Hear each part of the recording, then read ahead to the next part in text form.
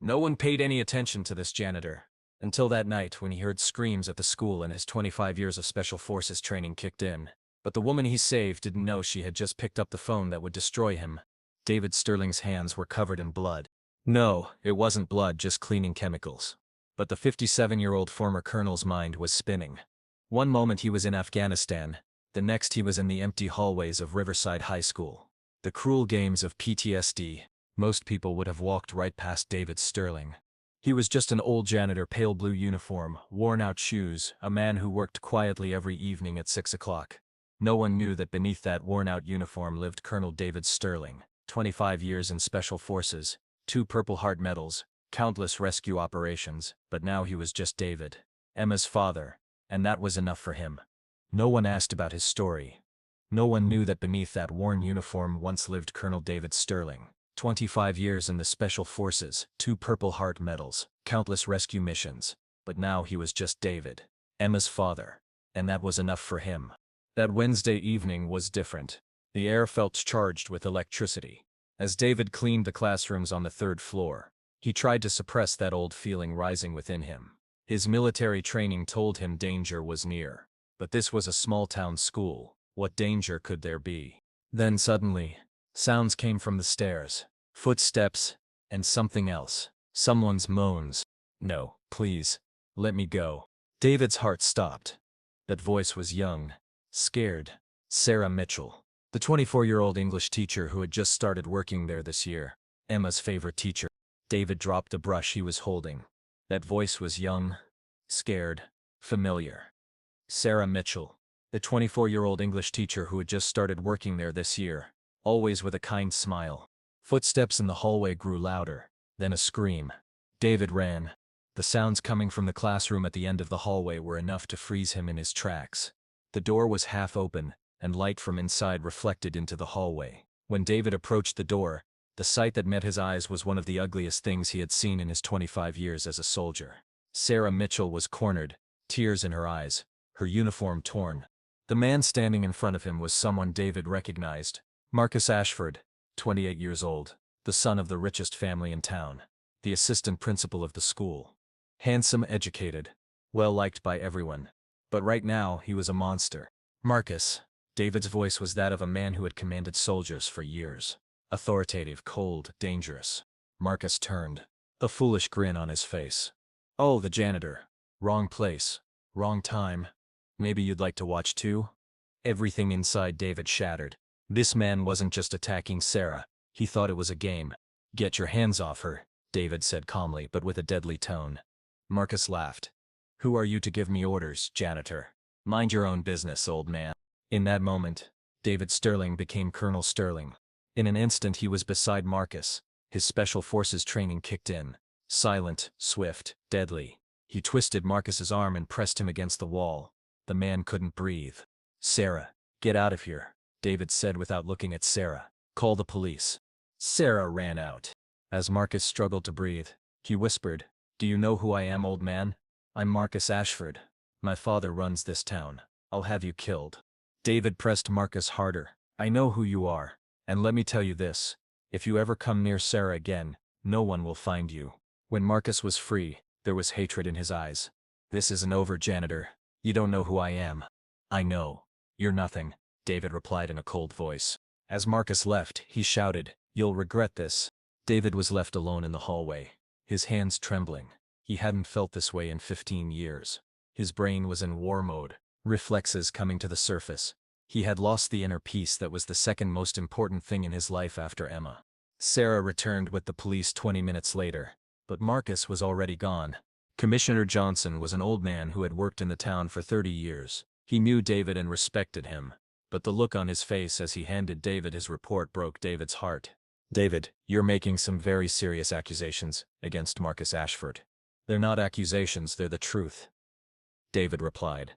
Sarah was questioned. The young woman was still in shock, and had difficulty speaking, but what she said confirmed what David had seen. Detective Johnson put his pen down on the table. "Sarah, do you realize you're accusing Marcus? He's the son of the Ashford family. You've only been here for 2 months, while Marcus has lived here his entire life. What are you trying to say?" Sarah's voice cracked. "Nothing, just..." This is a very serious accusation. Are you sure? David stood up. Detective, I know what I saw. You're an ex-soldier, David. PTSD, old traumas. Maybe what you saw. PTSD? David's voice rose. I served this country for 25 years. Now you're calling me crazy. No one is calling you crazy. I'm just having a hard time believing that Marcus Ashford would do something like that. When David returned home that night, his daughter Emma was studying in the kitchen. She was a smart, beautiful 16-year-old girl. She had lost her mother to cancer when she was 8.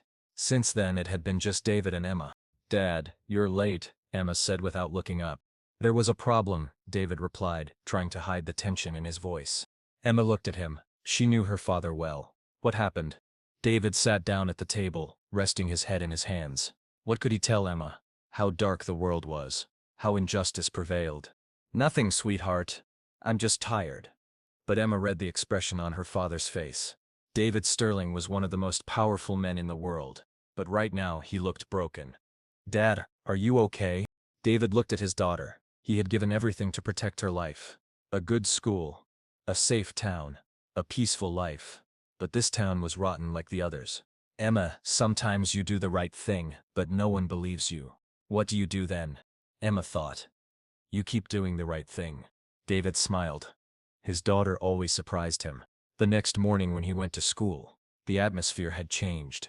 The teachers were whispering, avoiding eye contact. As David walked down the hallway, he heard the conversations behind him. I heard they're blaming Marcus. The old janitor? He's got PTSD, I think. Sarah Mitchell is new. Maybe she's just trying to get attention. Who would blame Marcus Ashford? His family has done so much for this town. When Principal Williams called David into his office, David knew what was coming. David, we're in a very difficult situation, Williams began.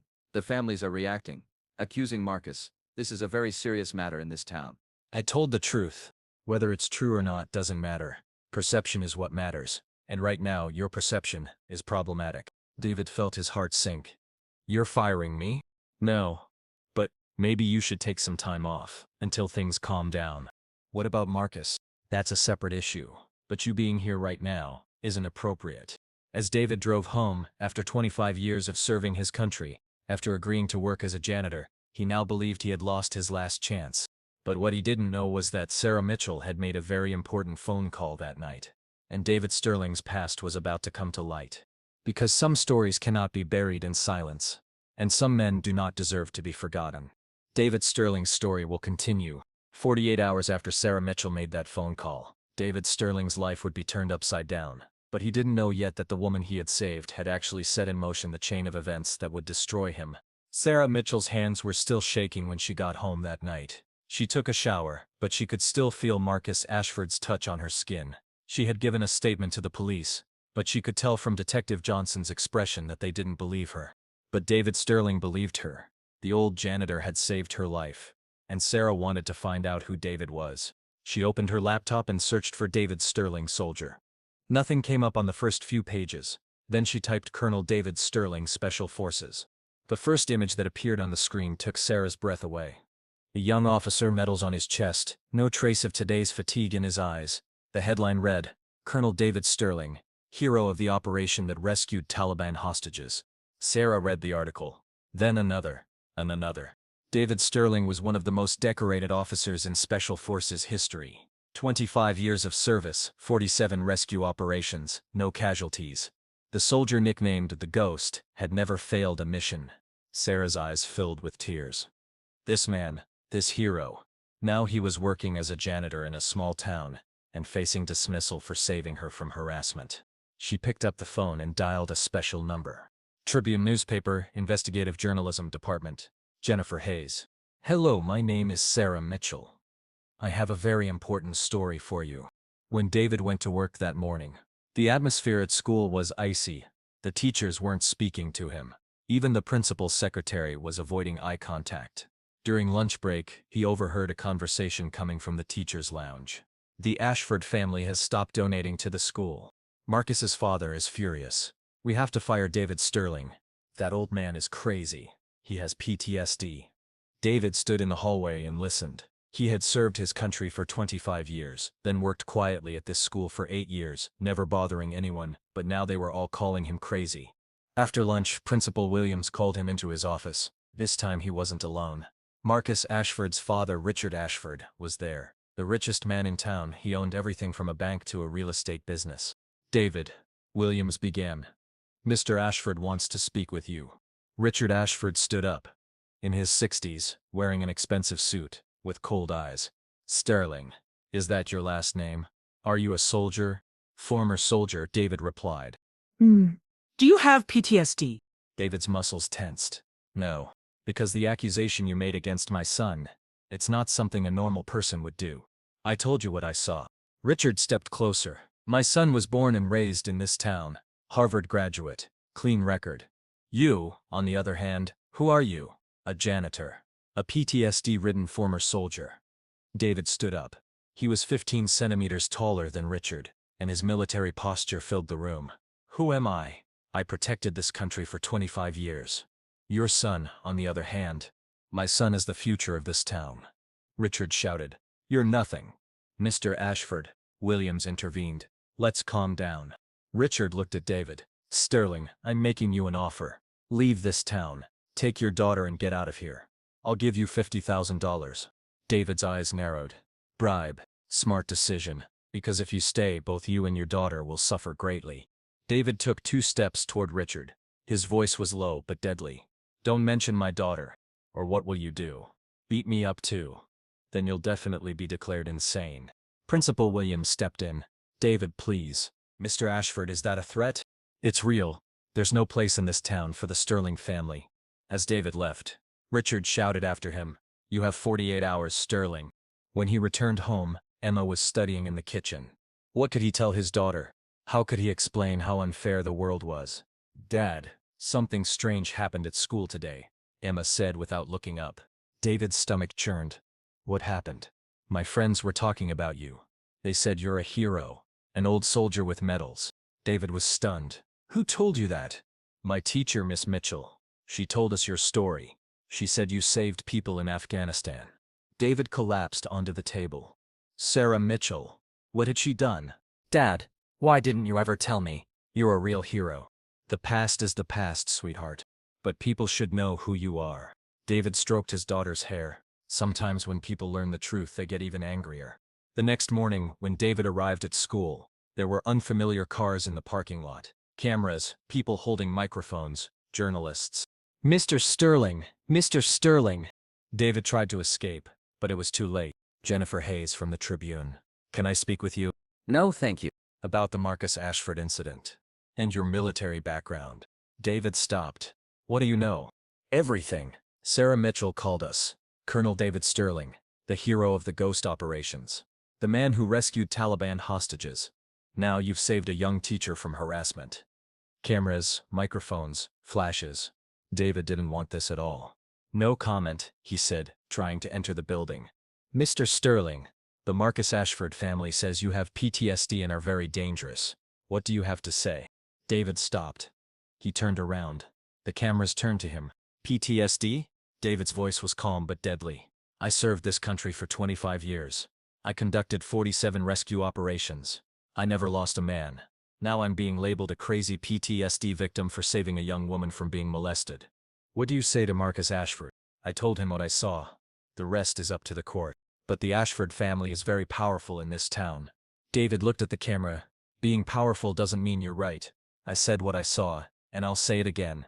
That day, David Sterling's story broke on the noon news. Hero soldier becomes janitor, now fights for justice. The video went viral online. David's old operation photos, medals, thank you letters from the people he saved. Then there was his current state at Riverside High School. The comments started pouring in. This man is a real hero. He served his country for 25 years, now he's a janitor. Is this how they thank him? Who is Marcus Ashford to accuse this hero? Respect for David Sterling. When David returned home that evening, Emma ran up to him with the phone in her hand. Dad, you're viral. Everyone's talking about you. David watched the news. His story was on national television. Calls started coming in from his old army buddies. But the most important call came at 9 o'clock. David, this is General Morrison. David jumped to his feet. His old commander. General, sir. David, what the hell are you doing there? You're Colonel David Sterling. Why are you working as a janitor? I wanted a peaceful life with Emma, sir. Peaceful? They're accusing you of sexual assault. And you're just going to stay silent? The truth will come out, sir. David, listen to me. Tomorrow morning, a private plane will pick you up with Emma. You're going to Washington. Sir, the Pentagon wants you. In this Marcus Ashford matter, we're going to finish it. When David hung up the phone, Emma was looking at him. Dad, where are we going? David hugged his daughter. To where the truth will prevail. But David didn't know that tomorrow morning, Marcus Ashford's father would make a very dangerous decision, and this town would meet a David Sterling it hadn't seen in 25 years. Because some men prefer to live quietly, but when cornered, the lion within them awakens. David Sterling's story will conclude in Chapter 3. The plane from the Pentagon had just landed when Richard Ashford made a very dangerous phone call. Do whatever it takes to eliminate David Sterling, he whispered. But he didn't know that he had awakened a beast that had been sleeping for 25 years. Those who saw the Pentagon plane landing at Riverside Airport at 6 a.m. that Tuesday morning couldn't believe their eyes. A black, official Gulfstream jet, with the seal of the United States of America on it. Nothing like this had ever been seen in the small town.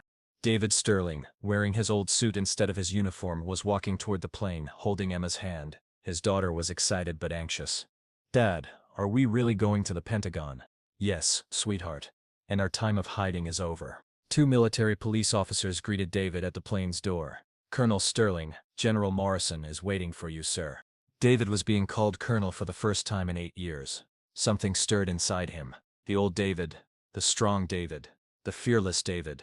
As the plane took off, David looked out the window at Riverside. There he had saved Sarah Mitchell's life, exposed Marcus Ashford's true face, but the entire town had declared him mad. Now it was time to learn the truth. Richard Ashford was furious that morning. His son Marcus was hiding at home, and the town was talking about nothing but David Sterling. Local news, national media, the internet.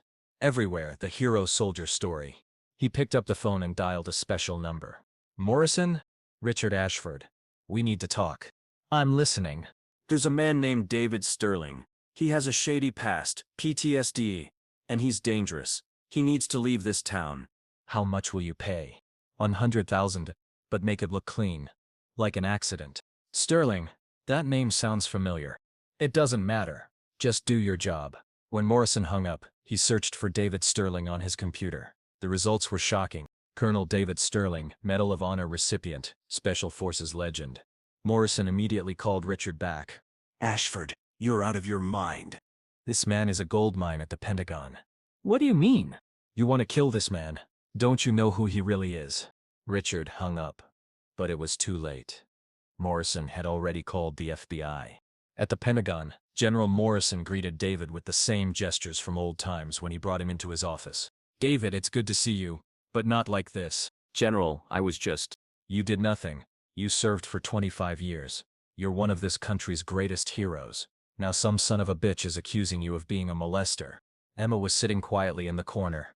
General Morrison turned to her. You must be David's daughter. Emma, isn't that right? Yes, sir. Do you know how special your father is? Emma looked at David. I'm starting to learn. General Morrison walked over to his desk. David, it's time I told you the truth. The Marcus Ashford incident. It wasn't just harassment. David stood up. What do you mean? We launched an FBI investigation. We dug into Marcus Ashford's past. This man is a serial abuser. He attacked 12 women in 6 different cities. But his father closed the files every time, paying them off to keep them quiet. David's fists clenched. 12 women. And they all kept quiet. Because the Ashford family is very powerful.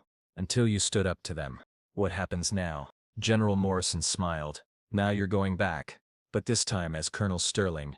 At that moment, in Riverside, Richard Ashford had made a huge mistake. Upon learning that his son Marcus was about to be arrested, he panicked and started acting recklessly. He hired a private detective to investigate David Sterling's past, but the results left him speechless. Colonel David Sterling, recipient of the Medal of Honor, 47 successful rescue operations. Richard dropped the phone. He realized then that he was in a fight with this man. But it was too late. He had threatened David, offered bribes, even planned a murder. Now the FBI was knocking on his door. Agent Sarah Collins entered Richard Ashford's office, where the man was shouting into the phone. How are we going to stop David Sterling? The whole town is on his side. The media is exaggerating his story. Agent Collins showed her badge. FBI. Richard Ashford, you're under arrest. What am I being charged with? Richard's voice was trembling. Threatening a federal agent, attempted murder, bribery, forming a criminal organization, obstructing justice. Richard's face went pale. I didn't do anything. David Sterling is a PTSD-ridden lunatic. We recorded your phone call with Morrison, a $100,000 contract killing. We also know about the 12 separate bribery incidents you committed to cover up your son's past crimes. Agent Collins continued as he removed the handcuffs. Richard Ashford, the women you and your son have been hiding are speaking out. They are no longer silent. As the handcuffs were put on, Richard shouted one last time, "You don't know David Sterling. He's crazy. He has PTSD. Agent Collins smiled. We know David Sterling very well. He's a hero. One of the Pentagon's most valuable officers. You, on the other hand, are history."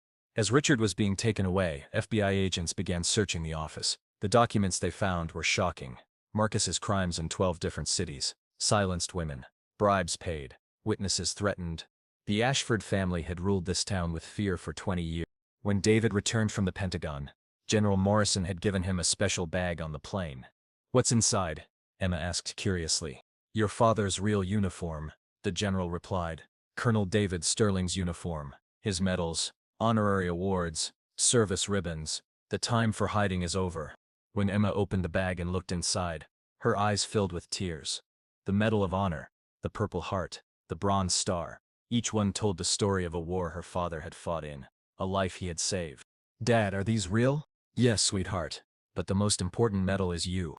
As the plane landed in Riverside, David was surprised to see the crowd waiting at the airport. Hundreds of people, banners, American flags, local media, national television channels, journalists. Welcome home, David Sterling, read the giant banner. A group of Vietnam War veterans, firefighters standing at attention. But most importantly, Sarah Mitchell was there. Her eyes were teary, and she was holding a bouquet of flowers. Next to her were 6 women David didn't recognize. He would later learn that they were Marcus's other victims. Thanks to David's courage, they had finally decided to speak out. When David stepped off the plane, the crowd began to cheer. Welcome back, David. Hero. We're proud of you. Forgive us. Vietnam War veterans greeted David with a military salute. The elderly soldiers, their eyes tearful, said, "Welcome home, soldier." Sarah approached him. David, I'm so sorry. I put you in this situation, but I did the right thing. David smiled. No, Sarah, you brought the truth to light. You gave a voice to 12 women. Thank you. Marcus and his father? They're in FBI custody. Marcus will be tried on 12 counts of sexual assault. His father will serve 15 years. They won't be able to hurt anyone else. Principal Williams emerged from the crowd. He approached with a shy, remorseful expression. David, Colonel Sterling, we're so sorry. We didn't know who you were. But even if we had, that's no excuse. We should have believed you. David looked at him. Peter, you knew me. We worked together for 8 years. You greeted me every morning. But you trusted the word of a rich man and turned your back on me. Not just you, the whole town. You're right. How can I make it up to you? David thought for a moment. Resign. Let someone better and fairer than Sarah Mitchell be principal of this school. And never ever again take the side of the powerful. Take the side of what is right. Williams nodded. You're right. I'll resign tomorrow. That evening, the town held a grand welcome ceremony for David Sterling. A platform was set up in the main square, and thousands of people had gathered. It was the biggest event in Riverside's history. Mayor James Wilson began his speech. We are gathered here today to honor someone very special. Colonel David Sterling is a hero who has served our country for 25 years and saved countless lives. The crowd stood and applauded. But we didn't know him. We only saw him as a janitor. This is our shame, our sin. Wilson continued. David Sterling lived among us for 8 years. He worked quietly, never bothered anyone. He raised his daughter, paid his taxes, and was a good neighbor, but we didn't see him. Until he saved Sarah Mitchell from being molested. That night, David Sterling wasn't a janitor. That night, Colonel David Sterling returned. When David took the stage, he was wearing the uniform he had brought from the Pentagon. The navy blue military uniform shone with medals on his chest. The Medal of Honor gleamed in gold. Emma stood beside him, arm in arm with her father, beaming with pride. The crowd applauded for minutes. Elderly veterans wept. Women pulled out handkerchiefs. Children shouted, "Hero!" Dear people of Riverside, David began. His voice was strong and authoritative. I did not come here to hide. I came here to live a peaceful life with my daughter. I came here as a man weary from war, seeking peace. The crowd listened quietly. But sometimes life corners you. You do the right thing, but no one believes you. You encounter injustice. That's when you have to remember who you are. David raised his voice. I am David Sterling, Colonel David Sterling, and I will continue to live here with my Emma, but not in silence anymore. No one in this town will suffer injustice anymore. The crowd cheered wildly. Sarah Mitchell, will you come to the stage? Sarah stepped onto the stage in surprise. David turned to her. This woman had the courage to speak the truth. 12 women were suffering in silence. If Sarah hadn't spoken, Marcus Ashford would have harmed other women. Sarah, you are a true hero. Sarah was crying. David, I just did what was right. You saved me. No, Sarah. You saved 12 women. You saved this town. David took the microphone. And now I have an important announcement to make. The Pentagon has called me back. They've offered me a high-ranking position in the Special Forces, the position of National Security Advisor. The crowd fell silent, concerned glances. A big office in Washington, a limousine, security. But I turned it down. Stunned looks, then cheers of joy. Because there's work to be done here in Riverside. This school needs a new principal. This town needs someone who will stand up for justice. This land needs someone who loves it. David looked at Emma. And I need time to spend with my daughter, because she is my greatest victory. Emma hugged her father. I love you, Dad. You're my hero. I love you too, sweetheart. You're everything to me. The crowd was crying. This wasn't just a welcome ceremony. It was a town's repentance, a hero's forgiveness, a family's reunion. 6 months later, David Sterling was the new principal of Riverside High School. Sarah Mitchell was the vice principal. The school had completely changed. Discipline, respect, justice. But most importantly, fear was gone. His first task was to hang posters in the school hallways that read "Respect, Honor, Courage." His second task was to meet with every teacher individually. No one will work in this school out of fear anymore, he said. Marcus Ashford was on trial in federal court, facing 25 years in prison on 12 different charges. 12 women had bravely spoken out and shared their stories. Each of them was grateful to David. His father, Richard Ashford, had been sentenced to 15 years in prison for attempted murder and bribery. All of Ashford Holdings' assets had been seized by the state and distributed as compensation to the victimized women. As David sat in his office, the honorary certificate from the Pentagon was now hanging on the wall. To Colonel David Sterling for his extraordinary courage and justice in civilian life. The door knocked. Emma entered. Dad, I was so proud of you today at school. Why? Because everyone was talking about you. They said Emma's dad is a real hero, but I told them he's always been my hero. David smiled. What did you say? I said you've always been my hero. Now everyone else knows too, and I couldn't be prouder of you. Emma sat down at the table. Dad, can I tell you something? Of course, sweetheart. If Mom were here, I know how proud she would be of you. You're a soldier, a father, and a just leader. You're 3 heroes all at once. David's eyes welled up. Raising Emma alone after losing her mother had been so difficult. But now, looking at his daughter, he saw how strong, intelligent, and compassionate she had become. You are my greatest achievement, Emma. You are more valuable to me than all the medals and titles in the world. That evening, while David was at home flipping through his old military photos, the phone rang. David, General Morrison. General, how are you? I'm fine, but I have important news for you. The president wants to speak with you. David was stunned. The president? Yes. This isn't another offer from the Pentagon. This time it's from the White House. The position of National Security Advisor. You'll be the youngest person ever to hold this position in history. David looked out the window and saw Emma playing with Rusty the dog in the yard. General, thank you. But my answer is still no. David, this is a huge opportunity. The president wants you personally. I know, but I'm happy here. Emma is happy here. This town has accepted us, and I still have a lot of work to do here. I understand, but David, you're a great man. A small town mayor is beneath you. David thought for a moment. General, can I tell you a story? I'm listening. There was an operation in Afghanistan. We had to rescue 20 hostages. It was a big flashy operation. But in the end, rescuing an 8-year-old girl felt more meaningful to me than rescuing 20 people. The general was silent. General, greatness isn't measured by medals. Greatness is measured by what you can do for the people you love. Here, I can be a great father to Emma. I can be a great leader for this town. In Washington, I'll just be sitting in a big office. I understand, David. You've really changed. No, General. I've always been this way, I just know what's important now. When he hung up, Emma came in. Who was that, Dad? My old commander. He's calling me to Washington. I'm supposed to meet with the president. Emma looked worried. Are you going? David hugged his daughter. No, sweetheart. This is our home. Our loved ones are here. And I don't know of a greater title than being Emma Sterling's father. Emma smiled. That's your best title. The next day, on his way to school, David walked through the town streets. People greeted him, but it was different now. There was no fear, only respect. There was no distance, only love. Good morning, Principal Sterling. How are you, Colonel? Thank you, David. As he passed the coffee shop, old Mrs. Johnson stopped him. David, my son is very impressed with you. He wants to be a soldier. That's nice, Mrs. Johnson. But tell him this. Being a soldier isn't just about wearing a uniform. It's about protecting justice, defending the weak, and doing what's right. You can do that in civilian life too. You're right. You taught us that. David stood at the entrance of Riverside High School, watching the building. This was now his kingdom, a place where justice, respect, and security reigned. Every morning when he came here, he knew he was fighting a battle more important than the 25 years he spent fighting in Afghanistan. Sarah Mitchell came up to him. Good morning, Principal Sterling. Are you ready for today's program? What's on the agenda? Marcus's victims are coming to speak at the school. An awareness seminar for students on sexual harassment. David smiled. Excellent. Our platform is always open to these women. David, can I say something to you?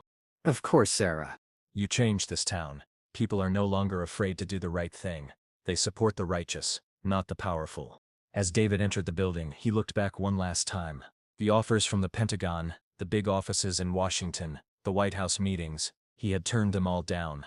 Because real power didn't lie in big offices, but in the ability to touch people's lives. True victory wasn't found in medals, but in the pride in his daughter's eyes.